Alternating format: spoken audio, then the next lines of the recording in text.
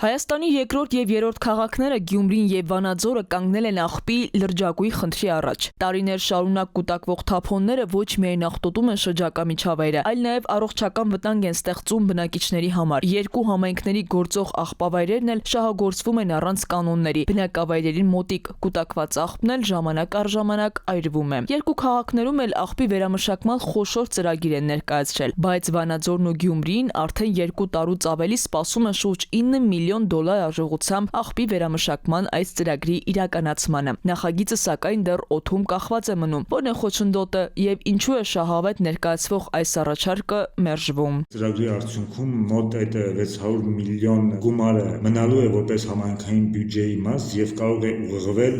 այլ ծախսերի, սակայն դիզվառելիքի եւ աղբանության մեջ կապված այլ պրոցեսներից շատ ավելի հեշտ է որոշակի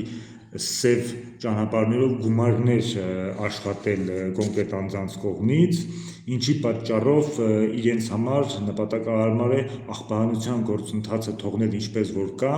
եւ խոչընդոտել այս նոր ծրագրի իմպլեմենտացմանը։ Վանաձորի ավականու նախկին անդամն ասում է, տարածքային աղբավայրում տարիներ շարունակ ձևավորված ստվերային շահերը կարող են խոչընդոտել նման ծրագրերի իրականացմանը։ Մեկ այլ խնդիր է նաեւ շինարարական աղբը, որի համար համայնքը եւս լուծում չունի։ Մարդիկ ստիպված են լինում իրենց անձնական միջոցների հաշվին իրականացնել աղբահանությունը, որի հետևանքով էլ գոյանում են նոր աղբավայրեր, նոր էկոլոգիական խնդիրներով։ Գյումրիում համայնքի ղեկավարը ավականու նիստում ասել է, թե ընկերության ծրագիրն ամենևին էլ օգուտ չի տա քաղաքին։ Ավելին, ըստ նրա, աղբի վերամշակմամբ քաղաքը խոշոր եկամուտներից կզրկվի։ Իրանք ոչ թե ուզում են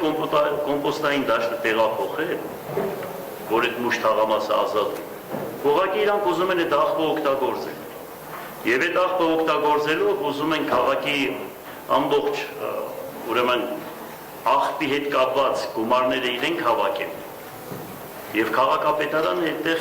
շատ մեծ վնասներ է կրելու։ Քաղաքակիրթ ապրելու գլխավոր բաղադրիչը թափոնների կառավարումն է, ասում է վերամշակողների ասոցիացիայի նախագահն ու հավելում։ Երևանում տեղի ունեցածը սպառնում է նաև երկու խոշոր քաղաքներին, որն ազդելու է ոչ միայն մարդկանց առողջության, այլև զբոսաշրջության վրա։ Ղարիբյանը մեջբերում է համաշխարհային բանկի տվյալների օրինակը, թե որքան գումար է կորցնում երկիրը դրա հետևանքով։ Թվերը անհամեմատ են, այսինքն եթե այսօր պետքա ծախսվեր ենթադրենք 10 միավոր, բայց մենք կորցնում ենք 100-150 200 միավոր գումարային տեսքով, այսինքն դա լինում է առողջապահության ուղղող ծախսերը, դա լինում է туриզմից չգոյացած վճարները եւ մնացած այլ բաներ։ Վանաձորում ծրագիրը փաստորեն արգելակվել է ավականու նիստերի բացակայության պատճառով։ Արդեն 7 ամիս է ավականու նիստ չի գումարվում։ Իսկ Գյումրիում թեև նախորդ տարի եկել են նախնական համաձայնության, սակայն այստեղ վերջին իշխանափոխությունից հետո ծրագիրը կանգ է առել։ Քնարիկ Պետրոսյան, ժամը լրատվական։